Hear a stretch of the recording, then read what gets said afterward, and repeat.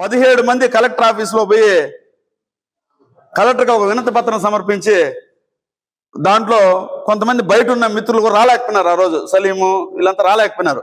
వాళ్ళందరూ పేర్లు వేసుకొని 7 మందితో ఒక కో కన్వీనింగ్ కమిటీ వేసాం. కేవలం 7 మంది. ఈ 7 మంది ఈరోజు 375 మంది అయినారంటే నాయకత్వం పైన నమ్మకం ఉందనేటువంటి ప్రగాఢ విశ్వాసం నాకున్నది. ఆ నాయకత్వంలో భాగమే మీరందరూ కూడా. ఏమో ఆ 7 మందితో కాదు జరిగింది, నాయకత్వంలో భాగస్వామ్యం అయినటువంటి మీ అందరి వల్లనే ఇది సాధ్యమైంది. జరగబోయేటువంటి పోరాటాల్లో కూడా, జరగబోయేటువంటి కార్యక్రమాలన్నీ కూడా మనం యూనిటీగా ఉండాల్సిన అవసరం ఉంది కామ్రేడ్స్. కాబట్టి ఈ విధమైనటువంటి పోరాటాలు మనం నిర్వహించుకోవాలి. ఈ విధమైనటువంటి ఐక్యతను జర్నలిస్టుల్లో మనం కల్పించాలి, భద్రత కల్పించాలి. ఇవన్నీ చేసుకున్నప్పుడే మన యొక్క లక్ష్యాలని మనం సాధించుకోగలం కామ్రేడ్స్. ఈ కామ్రేడ్స్ మీకు అందరికి కూడా అభినందనలు తెలియజేస్తున్నాం.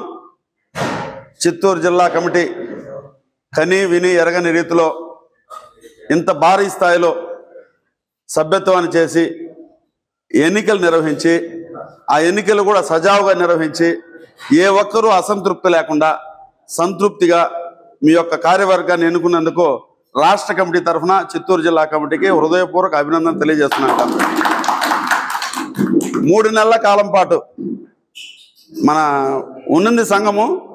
బట్ మనం ఎంటర్ అయిన తర్వాత మన సంఘం వయసు 3 నెలల కాలం పాటు. ఈ 3 నెలల కాలంలో ఇంత అనూహ్యమైనటువంటి స్పందన ఎందుకు వచ్చిందంటే మన నాయకత్వం పైన జర్నలిస్టులకి నమ్మకం ఉంది. దయతో ఈ నమ్మకాన్ని కాపాడుకోవాల్సిన బాధ్యత ప్రతి ఒక్కరిపైన ఉందని చెప్పి సందర్భంగా తెలియజేస్తాను. నియోజకవర్గాల్లో ఉన్నటువంటి నాయకత్వం, జిల్లా నాయకత్వం అనేటువంటి భేదాలు ఏం లేదు. మన పరిపాలనా సౌలభ్యం కోసం, అంటే మన యొక్క యూనియన్ యాక్టివిటీస్ని విస్తృతపరచడం కోసం ఏర్పాటు చేసుకున్నటువంటి కమిటీలే తప్ప ఇక్కడ ప్రోటోకాల్ ఏముండదో, జీతం అంతకన్నా ఉండదు. పని తప్ప, పైకి బేకొద్ది పని తప్ప ఇంకేముండదు ఇక్కడ. ఇది కామ్రేడ్స్. ముఖ్యంగా జర్నలిస్టులు ఎదుర్కొనేటువంటి సమస్య అక్రిడేషన్ సమస్య. గత 5 సంవత్సరాల క్రితం ఆంధ్రప్రదేశ్ రాష్ట్రంలో 22,000 అక్రిడేషన్ కార్డ్స్ ఉన్నాయి. తర్వాత వచ్చినటువంటి ప్రభుత్వం రకరకాలైనటువంటి చర్చలు జరిపి పోస్ట్ పోన్ చేసి రకరకాలైనటువంటి జీవోలు ఇచ్చి యూనియన్లకు ప్రాధాన్యత లేకుండా చేసి కేవలం 13,000కు దాన్ని కుదించింది. అంటే 22,000 ఎక్కడ, 13,000 ఎక్కడ? మరి వర్కింగ్ జర్నలిస్టులకి అందరికీ ఎట్లా అక్రిడేషన్ కార్డులు వస్తాయి? మనం పోరాడాల్సింది ఎవరి మీద? ప్రభుత్వం మీద.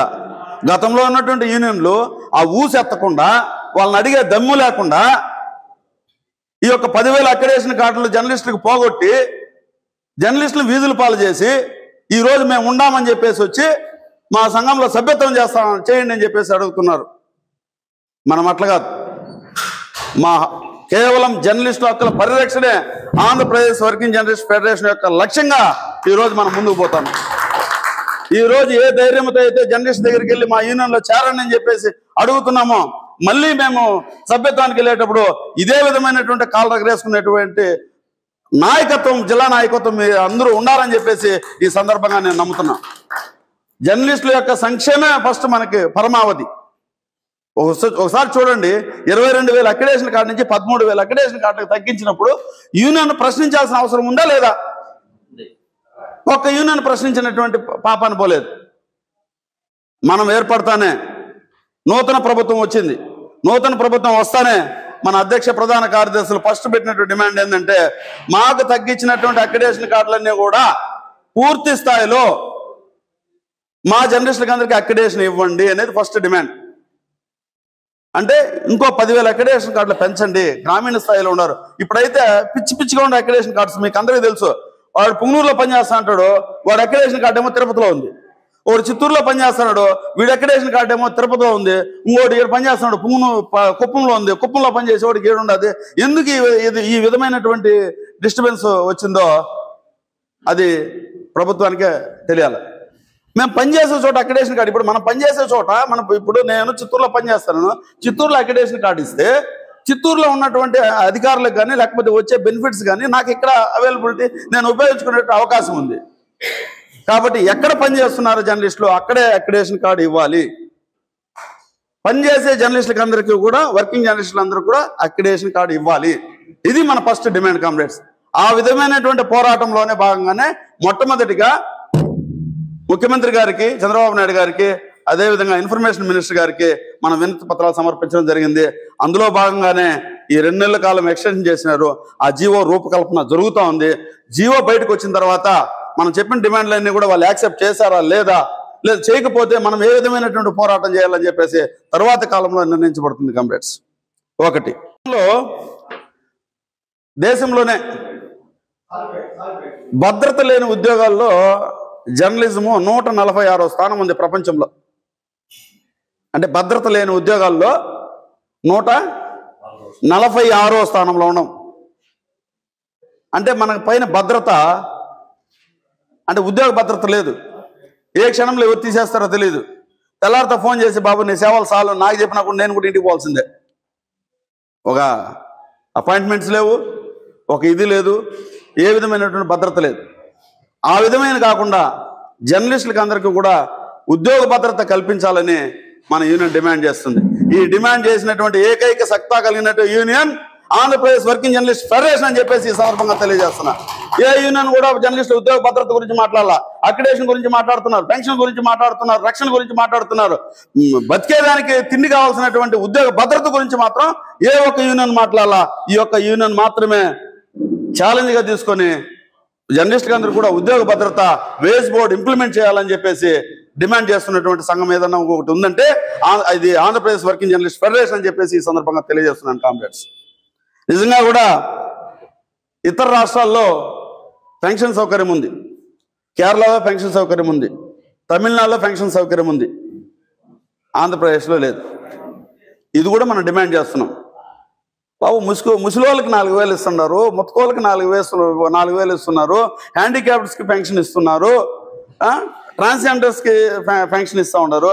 మేము జనం కోసం పనిచేసేవాళ్ళు బాబు, మాకు పెన్షన్ ఏంటి అని చెప్పేస్తే మన గురించి పట్టించుకునే నాదుడే లేదు.